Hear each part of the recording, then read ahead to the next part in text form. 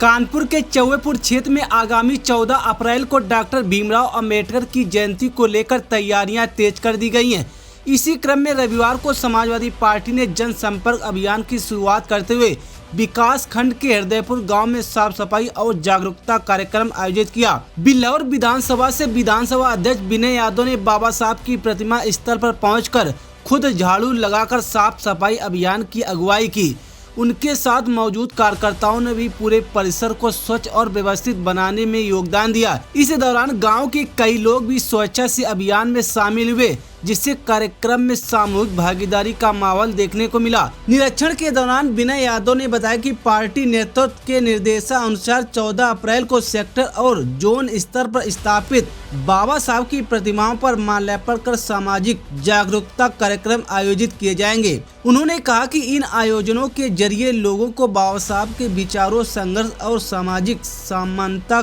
के सिद्धांतों को जोड़ने का प्रयास किया जाएगा। उन्होंने पीडीएस समाज के सम्मान पर जोर देते हुए कहा कि पार्टी सभी वर्गों को साथ लेकर चलने के लिए प्रतिबद्ध है। साथ ही 2027 के विधानसभा चुनाव को ध्यान में रखते हुए कार्यकर्ताओं से अभी से संगठन मजबूत करने की अपील की। कार्यक्रम के दौरान रमेश गौतम, ज्ञान चंद कोरी, बंटी, सुनील यादव, कल्लू नेता, शिवम गौतम समेत कई लोग मौजूद रहे। जय भीम, जय समाजवाद।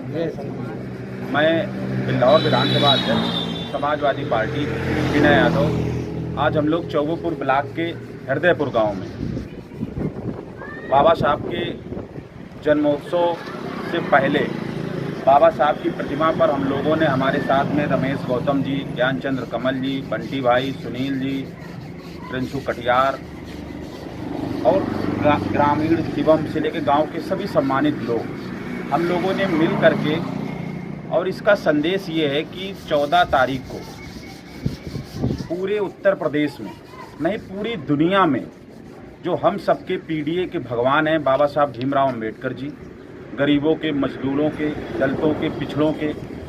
बेसहारा के ये भगवान हैं। इनका जन्मोत्सव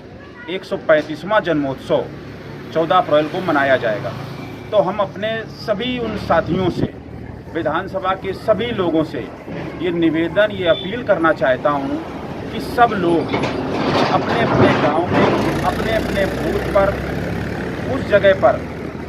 बाबा साहब का सारा दिन जन्मोत्सव बड़े धूमधाम से, जिस तरीके से हम लोग त्यौहार, होली, दीपावली, कथा, भागवत, जो भी कार्यक्रम हम लोग अपने रीति रिवाज में मनाते हैं, उसी तरीके से